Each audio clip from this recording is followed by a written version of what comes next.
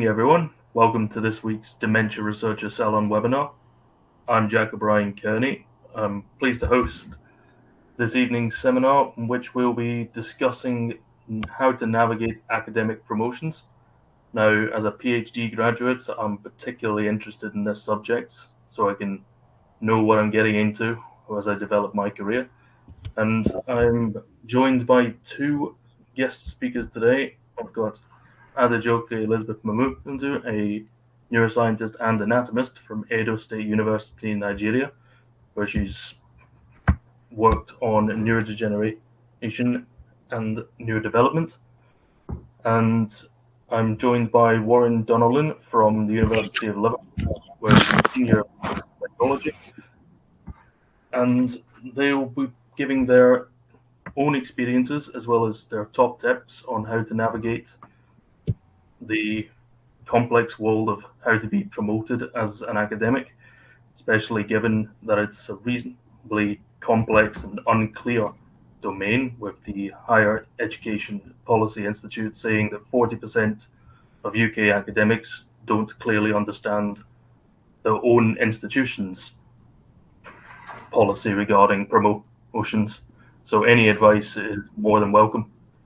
Now, if you'd like to share your screen, please, Adejoke, and we'll begin.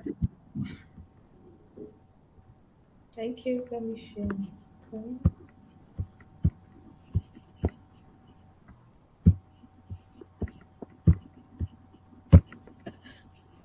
Okay. Can you see my screen? Yep, I can see my screen. I'm sorry, I can see your screen as well as mine. Okay. But for those who are new, every speaker will have approximately 15 minutes to talk, with some time for questions if you have any afterwards.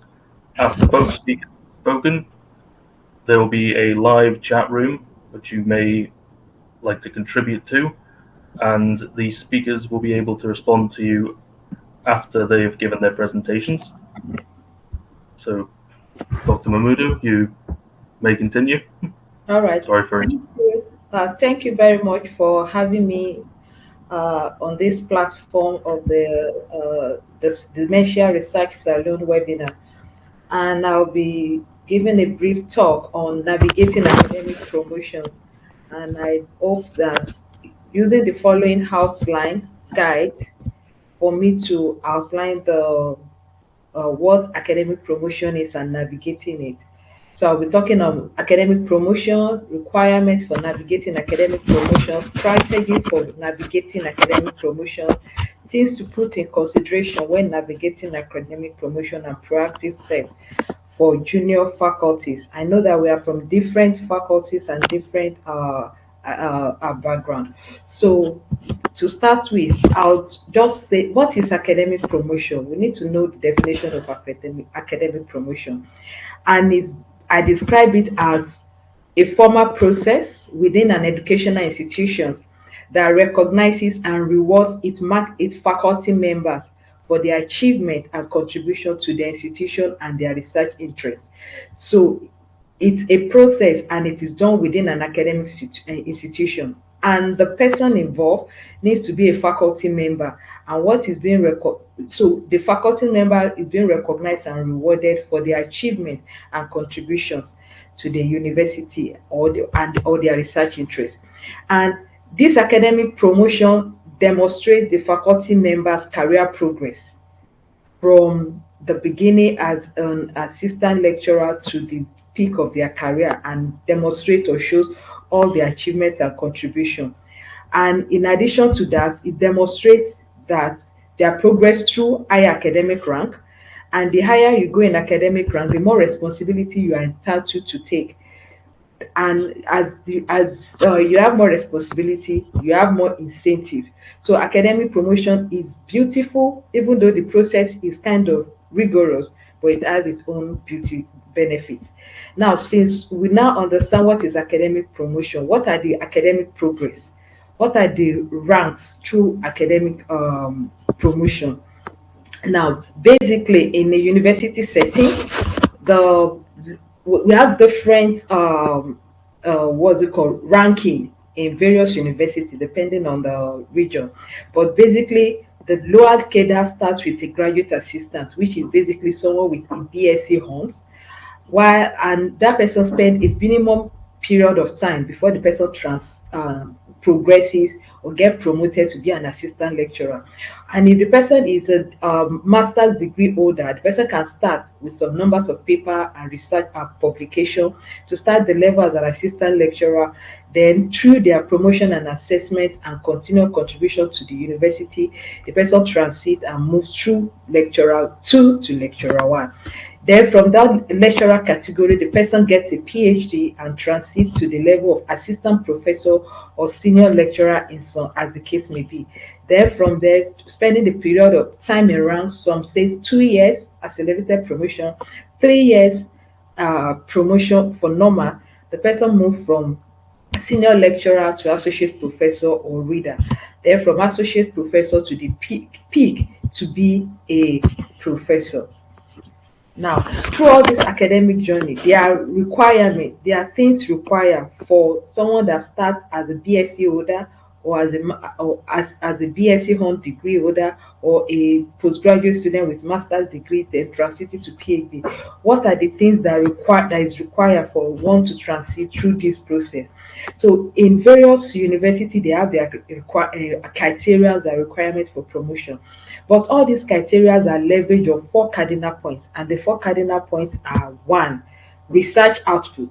The research output talks about the non-quality publications, research publications in print, and it's also talk about what are the grant supports the individual researcher has, and what are the collaborations for research that individual researcher has.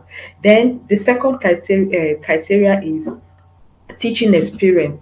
For someone to move from an assistant lecturer through the other ranks to the top rank of a professor, one should have put time in teaching, meaning teaching experience. And it's not about the time put in teaching, it's about the roles put in teaching.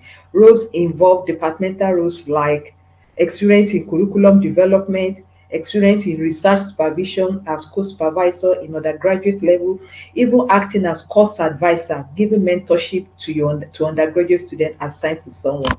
Then service to university is another criteria institution. The service to university does not entail service to teaching. It entails oversight function, like you support the university on policy making in that enhance a better or advanced curriculum.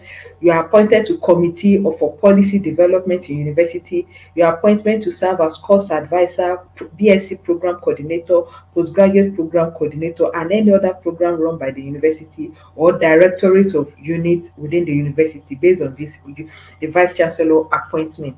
Then another criteria is career impact.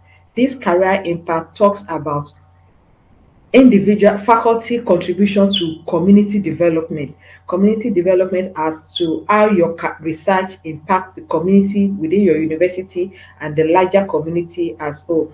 It could be through research advocacy or global advocacy. It could be through impact of there's a discovery that could be patented. It could be cool. It could be like your research is having your career is having visibility and research, and it could be like impact in conferences, like invited as a keynote speaker to share your research your research experience or your research interest to a global a larger group of people, or like organizing a symposium just to show that this is your impact and how your research is contributing to development. So all these requirements is being graded and scored. So these requirements, how will an individual strategize to achieve this requirement in a busy academic schedule, especially for junior faculties that are coming in? How will they navigate for this process? One, the first thing any faculty member needs to do when getting appointment into a university is to know what is their criteria and what's their requirement in this institution for promotion. By the time you know their criteria based on the teaching category, numbers of publication, career development and other things, then The next thing is to start building your CV or the case for application. It's not until days before the application or the call for promotion that one needs to be building or preparing for the promotion. Then what are the things that it is required for building a quality CV?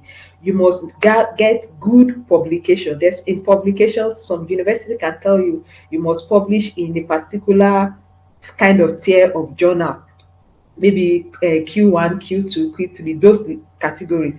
Then you must ensure that within the period of awaiting the promotion, you have new appointments that you have documented, your conference paper documented, grants, panel discussion, any activity that will build your career, build one's career, in build a strong case for the promotion exercise.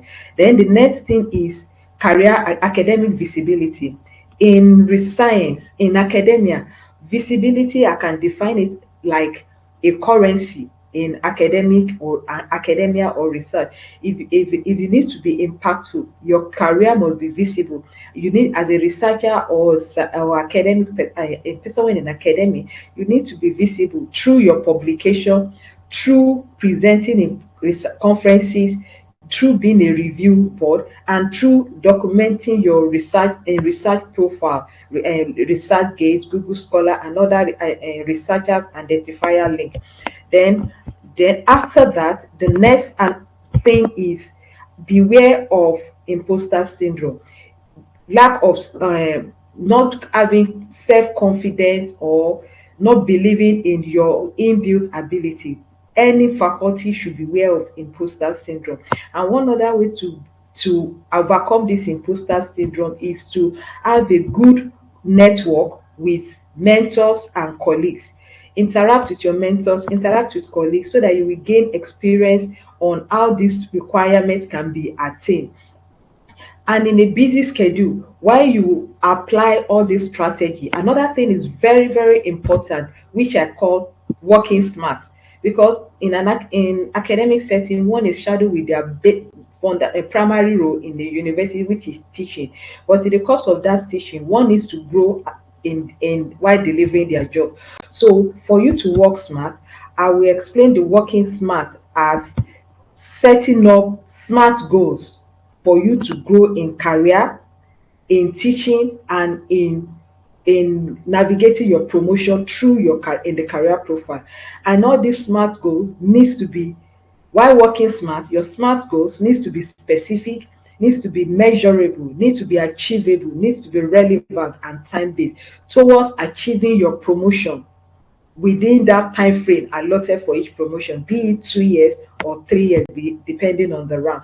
And what the specific goals needs to be achievable. Is not a goal that will not be achieved by the faculty within the time frame for the promotion. For instance, you can't say you want to improve your research when you are waiting for a 2 year a promotion within 1 year. What you need to work is, how can I publish in this particular tier of journal within this date and get it published online before the promotion date. Then it must be measurable. Establish rubrics to track your progress. Either in the first quarter, I need to ensure that I collaborate with people to publish 2 papers. There's a research funding coming out in the second quarter. I need to target it and apply for it. Then these goals you are setting to achieve your promotion needs to be realistic and attainable within that period of your preparedness on awaiting the next, moving to the next level. And the goal set needs to be relevant and aligned with your career goals. The goals with that, when there's a call available for committee, I will make myself available. I will make myself available to contribute to development of the curriculum, take the number of courses required to see what are the courses taken within the last promotion and the next promotion to see the progress. Then it must be time bound. One needs to be proactive and purposeful to put time bound to all these promotion desire and goals to achieve in the promotion. Then what are the things to put to consideration? Because navigating this academic promotion is sometimes hectic, quite compelling, and can bring anxiety. And some people can be so funny to just leave me. I need to put everything based on the criterion. So one thing that an academia needs to do is to maintain their integrity and ensure they are honest and transparent in everything they are documented. There should not be falsification of records being documented in the name of meeting publication, writing papers, attending conferences. It needs to be honest. Then for these criteria to be achieved, a faculty member needs to be proactive. When one is awaiting promotion, there is a particular okay, maybe someone is in assistant professor position, and you are targeting the next promotion in the next 2 or 3 years to be the associate professor. One needs to be proactive to put the required work and time and requirement, and prepare the paperwork for that promotion. Then one needs to be time conscious between the time of the last promotion and the next promotion on achievable goal, so I would make the person move to the next level. And again, be ready with your promotion portfolio. There's some things that, because of the work ethic in academics, based on the workload, could probably be to low staff strength in some sectors. Some academia might be overshadowed with their teaching job and lose time of for promotion. Then when there's call, you will now be checking the document and trying to prepare your profile. I advise, as new like publication come, there's a new conference paper, there's a new grant, keep updating your promotion profile or your CV before the due date for submission of this portfolio. Then for junior faculty, they're just starting, like assistant lecturer, graduate assistant, or someone with a PhD that is associate professor. The individual needs to take proactive step, and the proactive step needs to be start early.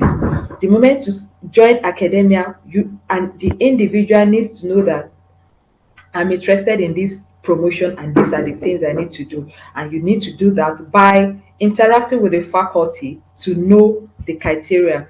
Then seek mentorship is important. You need guide as a faculty in faculty position.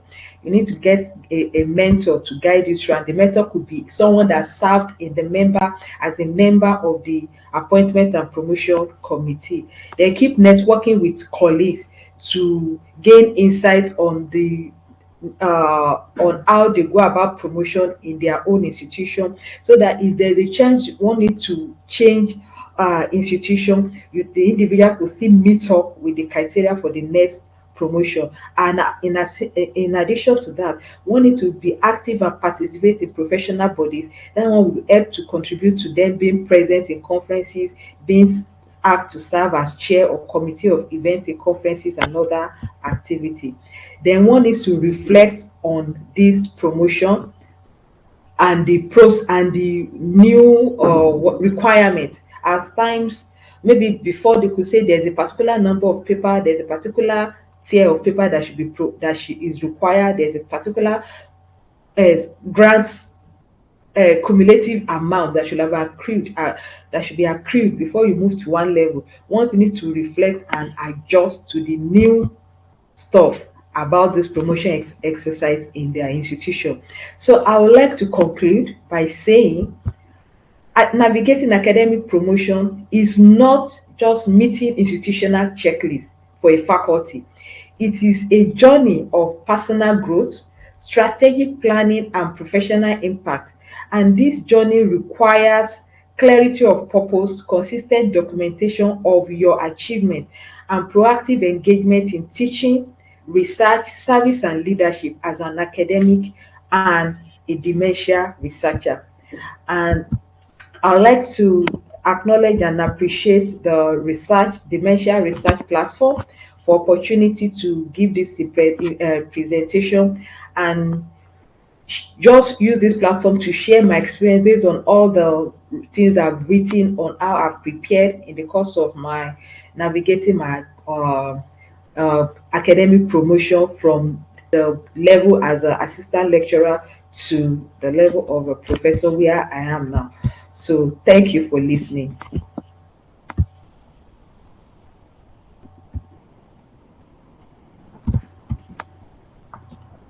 Thank you for your presentation. Yeah. Now, are you ready to present yourself, Warren? Yeah, I can try that now, yeah. No worries. I may have some questions, but I'll save them for the two of you after you've Yeah. both had a chance to speak. I can stop sharing now. Yes, yes. Okay, thank you.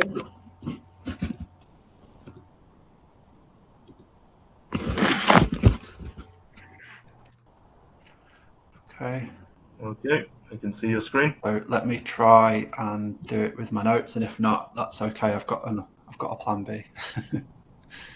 That's good. So, what can you see my notes? Yes. No, I can only see your title screen.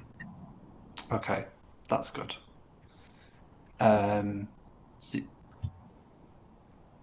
Okay, so you definitely can't see my notes. No, I can only see just a presentation saying navigating academic promotion. Perfect. Fabulous. Thank you. Well, yeah, I just want to say how much I enjoyed Adejoke's presentation, and so much of it chimes with what I'm about to say. So that's reassuring. Yeah, as Jack said, I'm a senior lecturer at Liverpool University in the Department of Psychology, and this is part two. I was here last year to talk about quote unquote acing job interviews. So it's very much kind of a sister talk to that around navigating academic promotions. My talk's a little bit different. The aim is it's very, very heavy on the practical advice. And just to remind people who might be listening that we are recording it, so obviously you'll know that because you'll be listening to it. But pause it, rewind it, go back through it. I will be speaking quite quickly, but wanted to really make sure it was as useful and as helpful as possible. It is mainly focused on my role within Liverpool, which is quite teaching heavy as well. So for those of you who have quite substantive teaching duties associated with your role, hopefully it'll be helpful for you as well. So I'm a psychologist by background, and I've been teaching and researching dementia and unpaid carers and resilience since around 2012. As I said, my job is mainly teaching focused, but I've published extensively, supervised a number of PhD students, postdoctoral researchers, and research assistants as well. As you can see on the slide, I've been through two main rounds of promotion. One was when I went from university teacher to lecturer back in 2017, which was actually a double promotion, which I'm told was unheard of at the time. So I was really, really over the moon with that. And then I got my grade 9 senior lecturer promotion back in 2023.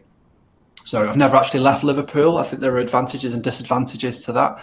I think mentors certainly over the years have told me that it's often easier to be promoted when you are skipping across unis than it is to actually stay in the same institution. So it's certainly been a challenge for me. So what I want to do is talk you through my journey, which was very much a journey of knockback and Phoenix rising from the ashes and things like that, very much so. So I had a good run, as you can see on the previous slide, between 2012 and around 2021, including that kind of prestigious double promotion.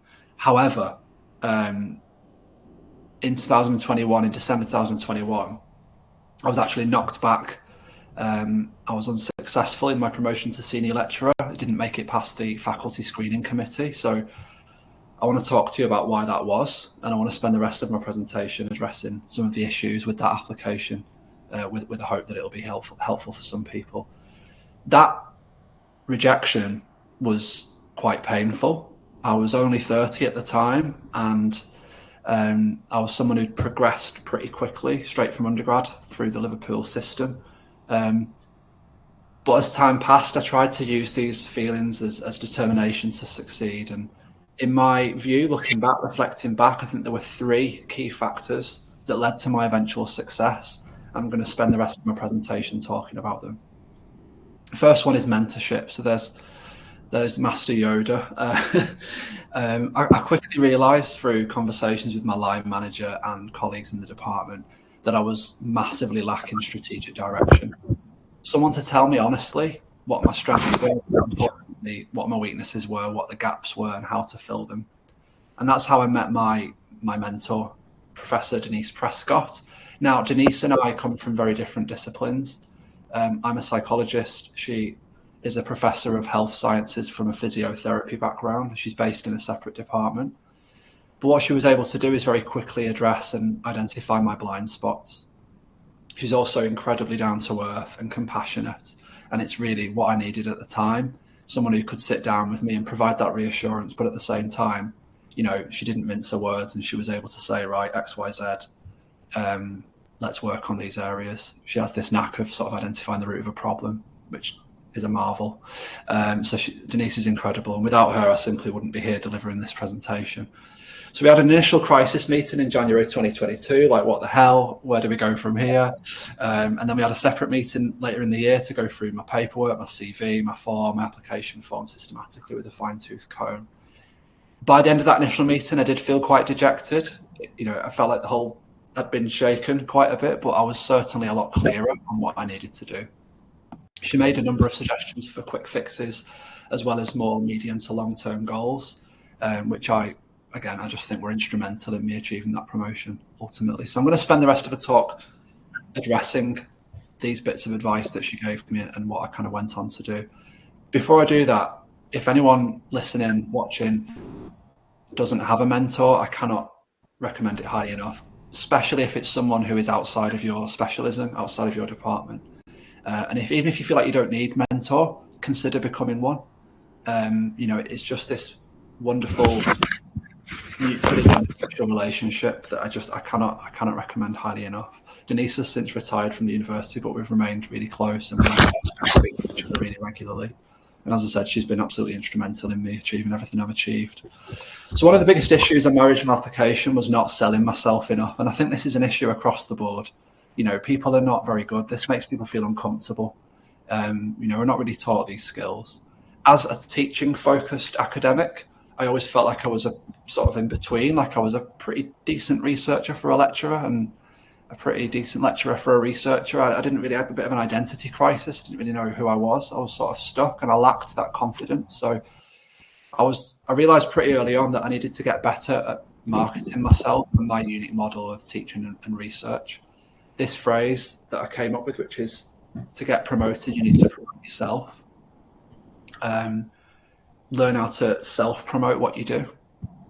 What is the reach, impact, value, scope of your work? Being really literate about those impacts. Being clear on what your values and your purpose are. What do you hold dear? Why do you do what you do? What gets you out of bed in the morning? They sound quite airy-fairy, but actually, if you're not clear on your values and your purpose, it comes across in an interview. It comes across in your paperwork. What drives you as an educator? What drives you as a dementia researcher? I also didn't emphasize that innovation. Remember, I was going for a senior lecturer position, which I think is the equivalent of like a sort of associate professor level. So they were looking at innovation, innovative leadership, you know, national and international impact in my research and my teaching. That wasn't clear enough. You know, what was it about the teaching I did? What was it about the research that I did? Was it innovative? Being really much clearer on that. Highlighting any kind of pedagogic theory that underpinned my teaching innovations. Again, that wasn't clear enough. I think I was assuming too much knowledge on the part of the audience as well, the panel. You know, I think Adejoke talked about it earlier. You know, you don't want to list the things that you do. You want to explain, you know, what did you do? Then what did you do? Why was it important? How did you know it was effective? Thinking about that nice reflective cycle. Selling yourself more as well, and learning the language of the promotion criteria and those competence standards so that you can use it back. You can repeat it back to the panel. So I think there was a phrase in my application form which made me cringe a little bit because I'm not used to selling myself, but it was like, quote, I'm an award-winning educational leader with a sustained track record of excellence in the student experience, or something really, really cringe. But you've got to do it. If you can't sell yourself, no one's going to do it for you. So I had to cringe my way through using that kind of language. Awards as well was something that Denise put me onto. If there's like teaching and learning awards or different like small pots of money that you can apply for, it's more evidence of effectiveness. You know, it's like it's hard evidence. It's not just relying on anecdotes. So I was awarded like a learning and teaching fellowship, which was absolutely instrumental in me getting that promotion, because it kind of the criteria that won me that are the same criteria that the promotion panels are looking for often. So I slowly, painstakingly began to see myself as an educational leader through this process. The next thing was thinking about my roles. And I think a key issue in my original application was not explaining my leadership and these innovative strategic components enough, and not mapping this clearly enough onto university policy. So, you know, in our case, you've got like the Liverpool curriculum framework, you've got the student success framework, the TNS framework, all these frameworks and strategies. I wasn't clearly mapping onto them. And it's important because that just made it impossible for the panel to assess whether I was meeting the criteria or not. So it's really important to define your roles. You can't list them. You don't want to assume the reviewer knows what you're talking about. Often these reviewers are not even from the same discipline as you. So they've no chance. They've no chance of knowing, you know, you chaired a steering group. What is a steering group? What was it about? Who was there? You know, what did you achieve? You know, you need to be clear on all of that. And if you don't know the detail, then consider including a different example. You know, in the teaching, those people listening and watching who do more like substantive teaching role, if you're doing teaching, lecturing, how many modules do you teach on, how many students are on those modules, or if you're delivering workshops, PPI, you know, patient and public involvement, how many people attended, what was the level of engagement like, how well was it received? All of this is really important. A really, really great concept that I was introduced to as well is this idea of spheres of influence. If you drop a stone in a lake, thinking about the ripples, thinking about who you're influencing, what is the scope and the reach and the impact at the immediate departmental level.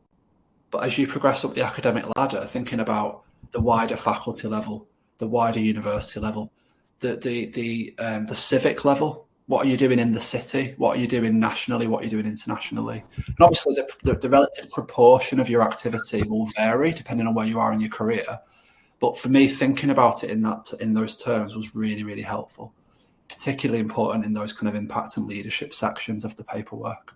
Multidisciplinarity as well. If you're working, as so many of us dementia researchers are, in multidisciplinary teams, and you're crossing disciplinary boundaries, and you're working with health and social care practitioners, you need to make it clear that that's what you're doing. And I'll come back to that later in terms of how we can emphasize that. The final bit of this is thinking outside the box and thinking laterally.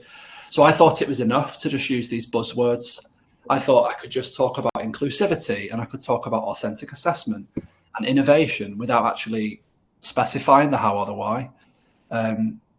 Also, your teaching and scholarship may map in ways that aren't immediately obvious. So everyone knows about teaching students, but maybe you're delivering workshops to stakeholders, maybe you're training people, clinicians, maybe you're disseminating your research to different multidisciplinary teams, consultancy. I've done a lot of like research launch events where we've published a report and then we've kind of like married it up with like a launch event to try and get more publicity around it. All that kind of thing, you know, impact, it transcends the university. It's about thinking about all of the different types of impact that I'm having. A big one for me is how these promotion criteria are often open to interpretation. They are all encompassing. You can use the vagueness. That's something my mentor taught me, use the vagueness. You know, there was a section on my form and I think it was called award generation. Now, at the time, my grant capture was okay, considering I did as much teaching as I did, but it wasn't brilliant. But the beauty of award generation is that includes all kinds of things. You know, I ended up including PhD studentships that I'd got for my students, you know, small pots of faculty funding for educational projects that I've been involved with. You know, award generation, you can use that in its broadest sense. You can think about it more holistically. You know, supervising students, thinking about all different types of leadership, not just leading teams, but leading student projects, being a supervisor, being a mentor, mentoring peers, mentoring colleagues from not just within your department, but outside your department. These are already good things to highlight. Also thinking about your external profile and your external esteem. You know, have you been invited to speak? Where? How many people came? How well was it received? I've talked about consultancy as well. So being clear on those roles and thinking outside the box and trying to use wording and use criteria to your advantage is key. Starting to wrap up, I think the last major aspect for me is the power of paperwork. Obviously, this is the main way in which we actually convey all of this information, and it will, your application will rise and fall on how clear you've been in that. So, I mentor a lot of people as well through this and different teaching qualifications. And I always say to people, yes, you will have references, but are there any other testimonials that you can get hold of? Can you get student testimonials? Can you include different bits of student evaluation or peer evaluation, peer observation? Anything like that is good. It's all evidence. If you can do your paperwork alongside maybe a teaching qualification, or like that's what I did when I went for it first time round. I was doing my senior fellow of the Higher Education Academy qualification at the same time, and I was copying and pasting a lot of the time. It was a copy and paste job. I was killing two birds with one stone. So you can get creative in that respect. I talked about learning the language. Use the wording from the role descriptors, the promotion criteria. Use that back at them, because that's the questions and that's the wording and the items that they've given you. It makes sense to use it. Ask colleagues to share their applications with you, but don't overwhelm yourself. So I remember being sat in a cafe in Liverpool city centre in around December 2022. It would have been 2021. I had about 5 different application packs around me. I was absolutely swimming in like colleagues' CVs and whatnot. I nearly had a nervous breakdown. I was like, right, ended up scrapping them all and just starting again. It was too much. So yes, it's good to look at those for structure and style, but don't use them for content or wording, because everyone's different. Comparison is a beast, which I'll come back to in a moment. Your CV, Adejoke talked about this. Narrative CVs are becoming increasingly popular. Storytelling, not just using it as a repository, thinking about reflective cycles, storytelling. What did I do? Why did I do it? How did I know it was effective? What am I going to do differently next time? That said, good old-fashioned tables, bullet points. We are visual creatures. Make it easy for the reviewers to read and absorb and digest the content. Really highlight any civic engagement you've done. I was a school governor at my son's school at the time. If you've done anything like that, I remember a member of the panel stopped me afterwards and said, "That's great. How do you find the time?" It's just a bit. It just gives them a bit of a flavour of your personality outside of academia. Using bold font and asterisks. So, like wherever I'd published with a student, with an undergraduate student, I'd put like a little asterisk next to it, and then I put a key at the end just to highlight where I'd been collaborative and where I tried to increase student employability and whatnot. The final thing I want to highlight is the application form itself. Now, the word counts tend to be very, very tight. Use your CV as a repository and then cross-reference in the application form. So the application form will be very, very tight on words. So you can play around with that. You can also play around with the sections on the form. So for example, there's bits of my leadership that could have easily gone in a different section, and you end up kind of copying and pasting as you go along. It's better to do a good job of all sections than to do a fantastic job on one and a really average job on another, because of the way sections tend to be scored.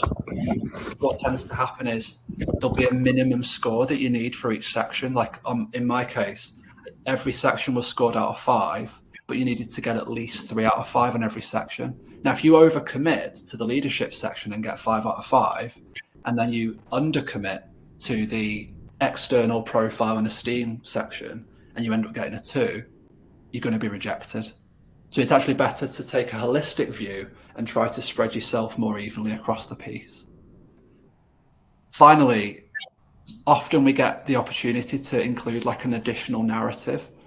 That is absolutely essential, because that is where you can highlight the key aspects. That is where you can highlight your developmental trajectory. It's not the years of experience, it's how you've used that experience. It's not the years of experience, it's the experience in your years. So you can try to emphasize your trajectory and everything that you've achieved in a short space of time. That's even if you are sat listening to this and you're an early career academic. Just to wrap up, I realize we're out of time. At the beginning of the talk, I said that, I had this knockback, and it was a huge devastating moment for me, but I have no regrets. It was a sidestep. it was a necessary sidestep. I'm really grateful for it now. It put people in my path that I wouldn't have met. It made me more determined, and it ultimately made the promotion more satisfying and certainly made the application better. Comparison is a beast. Focus on you and you alone and your journey. Everyone is different. Mentoring is a complete game changer. Again, if you feel like you don't need one, then consider becoming one. It's the single biggest factor in my development in recent years. I would not be one. Promote yourself, get promoted. It's a bit cheesy, but that self-promotion is so important. You've got to learn to market yourself. What are your skills? What is your purpose? What are your values? How does that come about in all the things that you do, in all the research and the teaching that you do? And then what now what? Thinking about the reflective cycle. What did you do? How did you know it was effective? And then the now what? In terms of the now what, it's okay to rest. When I was promoted, I basically did absolutely no CPD for like 12 months because I was fed up and I was tired.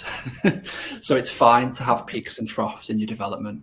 It's not a hamster wheel. You know, you can jump off it every now and again. That's a picture of me celebrating when I got told I was promoted back in March 2023 with a smile on my face, but it was not always like that. But it just goes to show that I did get the outcome that I wanted in the end. That's everything from me. I'd be more than happy to answer any questions, or if you want to email me offline as well. Thank you very much. Oh, thank you very much there, Warren. I do have some questions that either of you may chip in to provide a bit more of a clarification, a bit of an answer for it.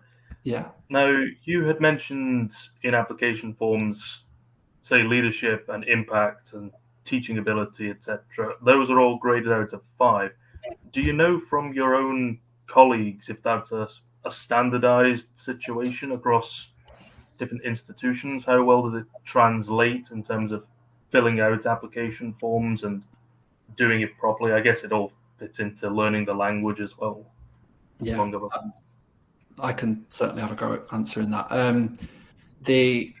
That's Liverpool, and I'm not sure about other I've not heard how it's done in other universities, but I do know that most universities will use some sort of scoring system to try and keep it reasonably objective.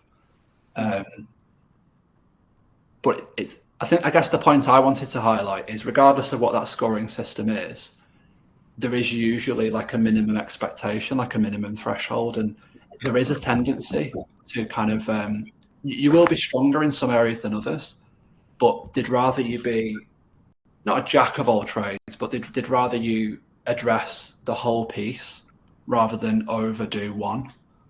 But yeah, I'm not sure about the actual scoring system in different universities. It'd be interesting to find out, actually. Okay. And since you had mentioned that your career path almost started due to being meandered through a knockback, you were saying. Yeah.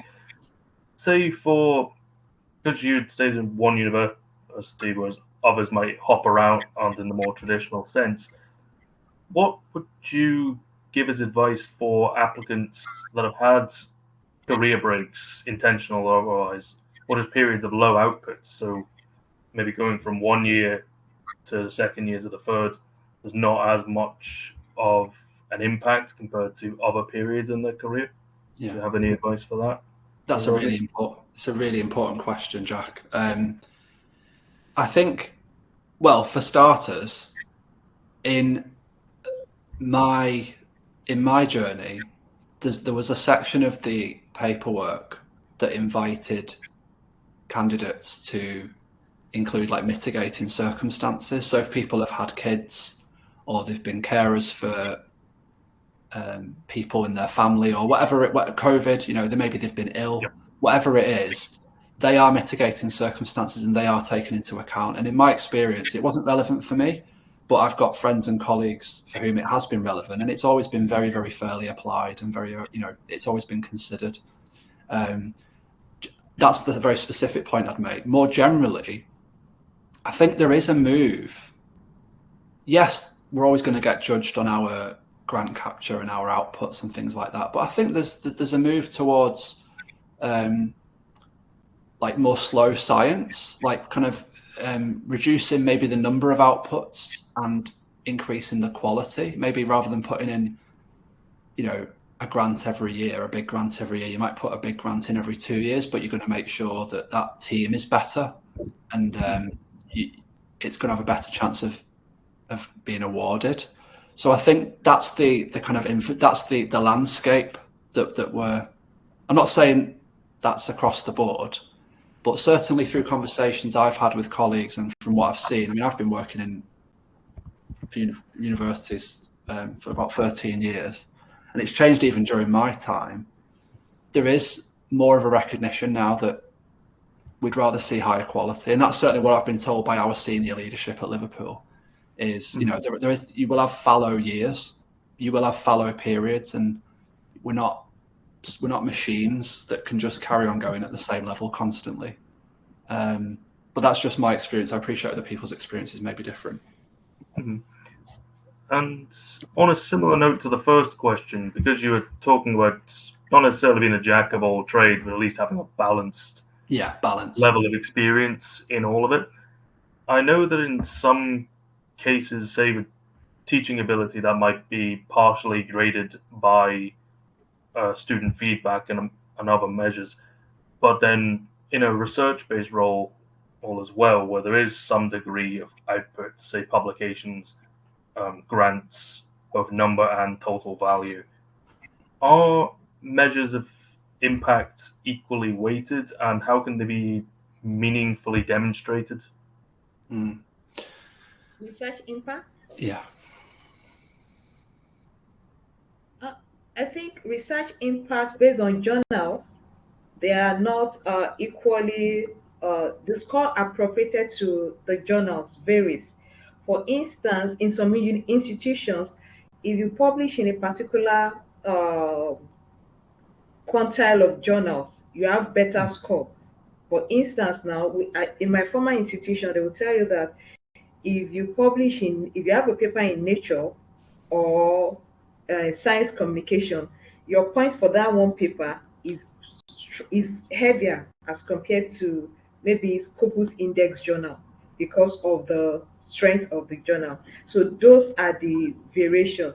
And the A&PC then, when they came to discuss about this, and based on the location, we are my institution is located. There was an advocacy like if individual is not having enough fund to publish in such journals, will the person be denied of promotion?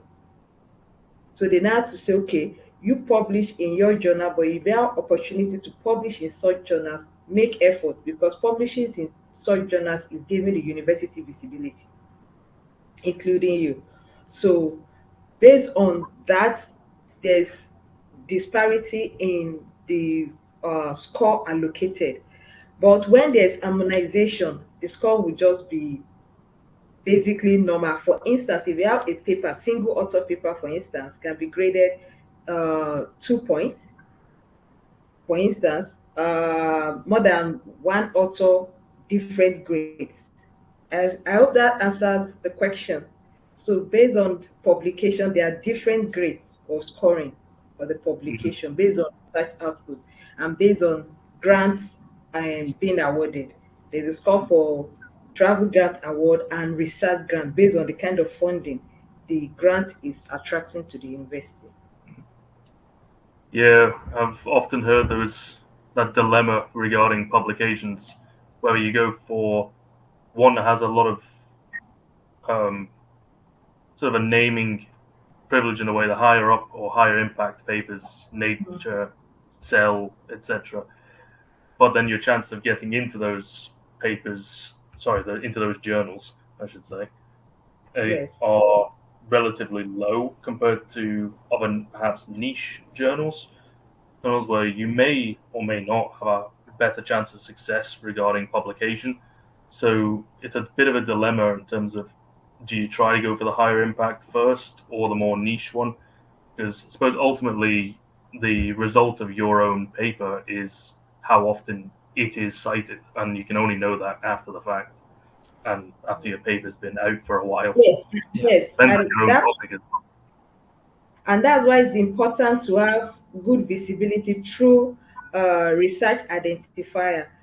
currently, I have a colleague that just told me that she's preparing for promotion, but because they have a new vice chancellor, they changed the criteria for promotion, and the Mm. criteria has changed the HI index for promotion from L lecturer one to senior lecturer to a particular value. Maybe I can't remember. Maybe she said 5 as compared to nothing at all.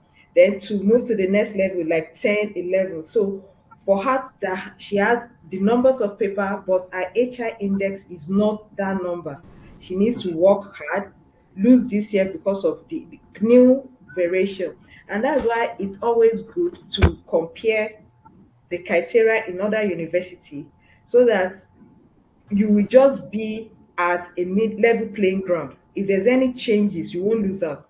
Because for her now, she has lost out, she's losing a year because of the new policy based on HI index.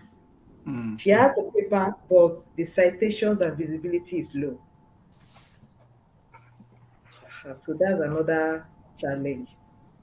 What I would, if I could just add something to that as well, I think we will, like I said earlier, we will always be judged on our traditional research outputs like papers and whatnot.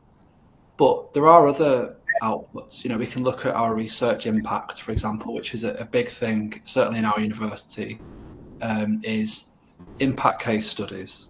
So what is the impact of that work? Rather than just looking at the amount of papers or the quality of those papers, we're looking at who are the benefactors, looking at communities that have benefited, looking at the impact that it's had on health and social care systems.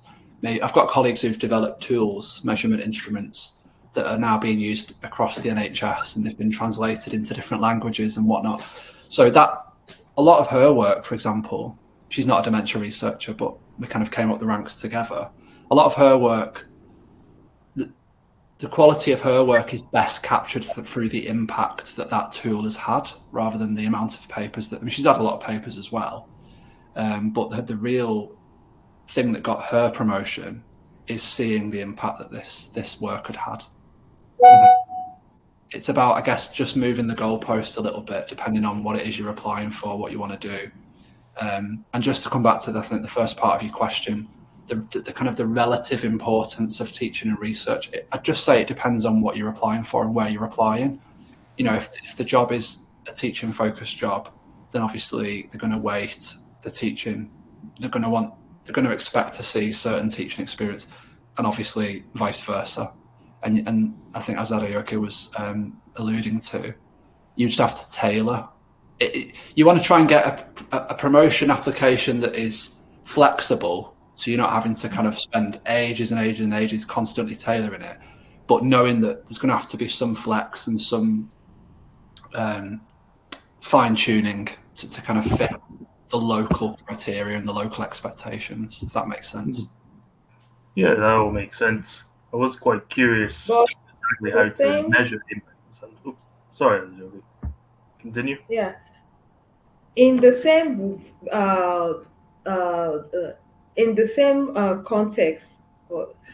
For instance, we are talking about navigating academic promotion, and in this promotion, most institutions, they concentrate on teaching as compared to research. In some institutions, why am I saying that? There's some institutions, like, because of staff strength, we have little number of people doing, maybe 5 people doing the job of 20%, and this will affect the time they will allocate for research, grant writing, and everything. But because I've been uh, a victim of such in scenario where I had so much work to do, and because I was having a lot of responsibility because of the role I assumed while I was HOD, and trying to start a department, trying to get accreditation, I could not meet up with papers, I could not meet up with conferences, I could not meet up with presentation. In a, for a fact rather, that year I was not able to write a single paper. So if you look at my career, there's a particular letter, no paper, no presentation. Why? Because I was so busy focusing on doing the work. So I was doing the institutional work, teaching, but when the promotion came, all the criteria needs to be met. Oh, she's hardworking, she did the work. No, that was not put into consideration. Mhm. So in some institutions, I think we should keep as academics in the same institution. I would just advocate for the sake of the junior faculties. We should keep advocating for the importance of setting a balance between the teaching and research. There should be a balance, because if within that period of promotions, or within a year for promotion and assessment, there's a particular staff that is teaching, one needs to set up policy and speak with the university management to ensure that there's enough staff to compensate the workload, so that these lecturers can be productive. Because a productive lecturer is not only adding value to his or her own research profile, but to the university. Because if I'm not affiliated to a university, there's no way I can say this is my affiliation in a research paper. And that one also improves the university, is a ranking and all that. So there should be a balance in this teaching and research. But unfortunately, the committee criteria has been laid down, that is majorly like, okay, teaching, you need to teach, but research needs to be there. So teaching can be, maybe, okay, you taught this course. For instance, I've been able to serve in two universities, and there's no university that have experienced that they score, oh, workload, you taught the number of units this more than their allocated credit units in a semester. There's no score for that. They just look at it like that's your primary assignment. So research, you didn't meet up. Conferences, you didn't meet up. Grant writing, you didn't meet up. 000 based on the scoring grade. So that's one issue that the policymakers concerning promotions needs to consider. And it's quite of dicey, if I need to be honest, about, yeah. I'd just like to ask one more question before I start the wrapping up procedures. So we had a slightly delayed start, so I think running slightly over time will not be too offensive to anyone. You mentioned the importance of either gaining or being a mentor, Warren. What advice would you give to setting up or finding that relationship in the first place? How would you go about finding mentors, for example, or how do you become one later on in your career? So most institutions have mentoring networks or mentoring schemes. So I'd start there. They've usually got a list of mentors. And if they're well organised, it'll tell you who they are and what their expertise is and what they're happy to mentor you with. And you can go down that official route.